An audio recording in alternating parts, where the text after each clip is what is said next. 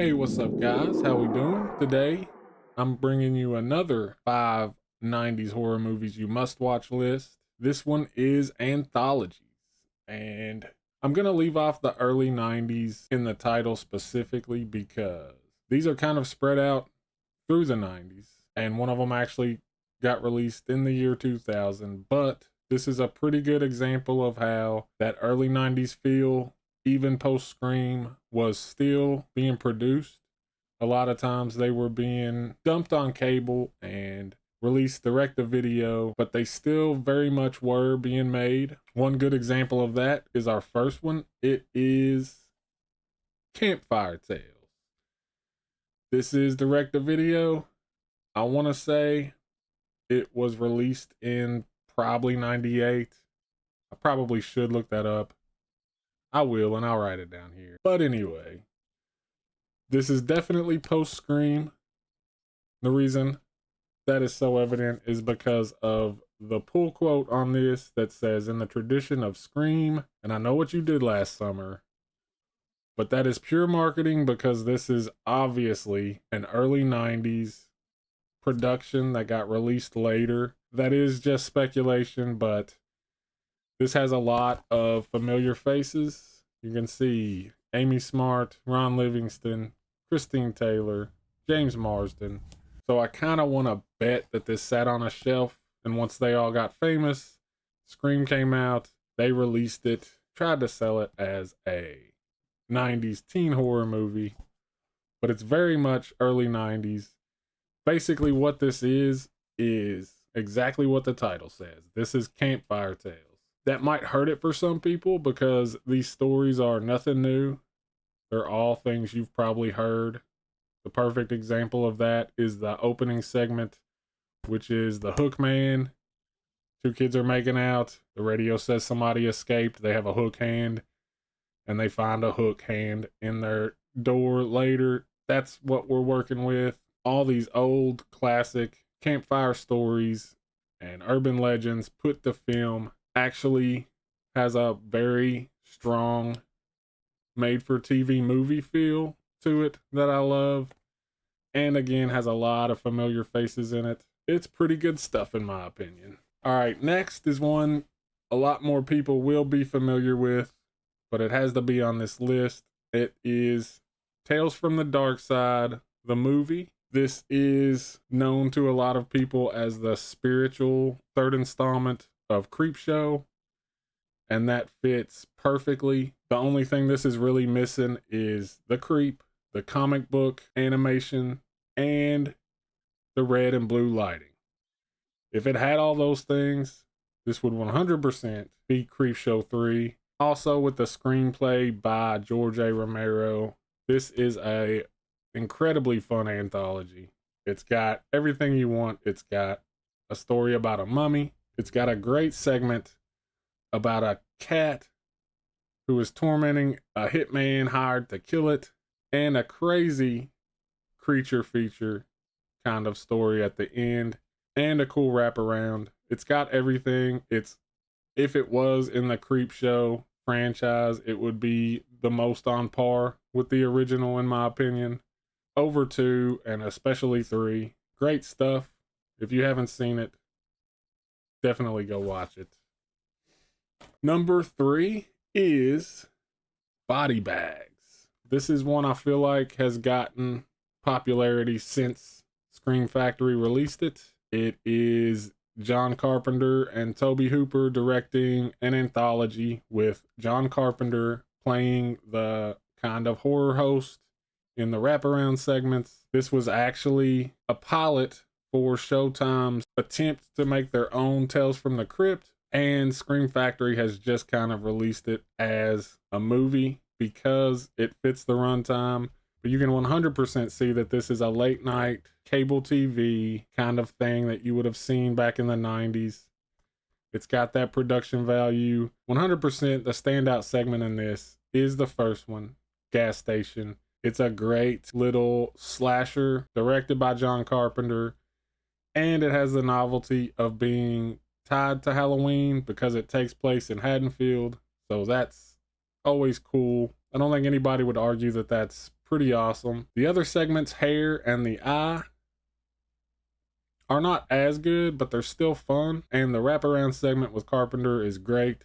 So that mixed with the late night cable TV feel of the 90s and the gas station segment really bumped this up. And it's a really fun watch. If you haven't seen it, go check it out. Number 4 is, in my opinion, kind of tied with the number 5. Or would it be number 2 and 1? I don't know. The two best are kind of tied in my book.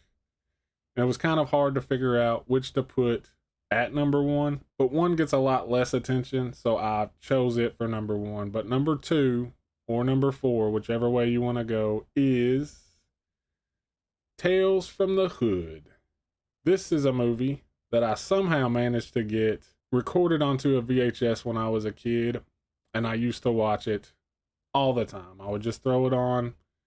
No matter what I was doing in the background, I would just throw it in and hit play. So huge nostalgia for this movie. But even beyond that, I still think, going back and watching this is a 4-star, like almost perfect anthology. It's up there with the best of them. It's got a great Killer Doll segment. It's got a great wraparound with Clarence Williams III doing just a ridiculous performance as a mortician. It's directed by Rusty Cundiff, who's done a lot of other great movies. And yeah, I mean, this is one of the best anthology films ever, in my opinion. The sequels I haven't even seen, so I can't speak on them, but this one, definitely go check out if you haven't seen it. And last, but definitely not least, is a movie I've talked about a few times that is not a movie that gets a lot of attention, which is a real shame to me because I love it so much. And it's kind of dying in that VHS out of print DVD kind of wasteland that I really wish this would get a new scan and released on Blu-ray. I could see Vinegar Syndrome doing it. I could see Scream Factory doing it. Any company could do this. It is Terror Tract. I have the VHS. It is on a double feature DVD with Cherry Falls. That's because in October of 2000, Terror Tract and Cherry Falls got released on the USA Network as like a Halloween double feature kind of thing. Cherry Falls, of course, went on to be a pretty big late 90s teen horror cult classic kind of thing. And rightfully so. But this one kind of fell to the wayside. Even though it came out in the 2000s, it's got a crazy early 90s horror movie feel with the campiness and the humor and the absurdity of a lot of the stories. Probably the best thing about this movie is John Ritter, who kind of carries the wraparound for the whole thing. He is a real estate agent who is really trying to sell these people any one of these houses on this block. He seems extremely motivated to do so, and you're not sure why. Every house has a fucked up story behind it that he kind of has to tell them. And where that leads as the wraparound is hilarious. But also you have Bryan Cranston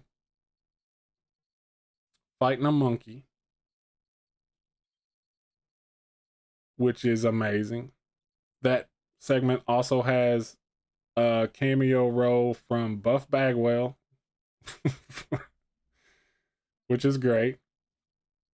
And you also get like a cool ghost story and a cool kind of slasher vibe segment. And it's such a good movie, and it's so hard to find. If you can find it, definitely go check it out. I know there used to be a really poor quality upload on YouTube.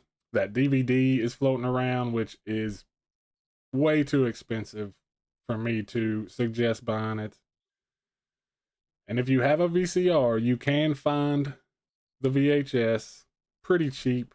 But yeah, this is a movie that definitely needs to be released on Blu-ray or even like DVD from Mill Creek. I don't care. I a higher quality widescreen version of this movie and for it to get some attention because it's so great.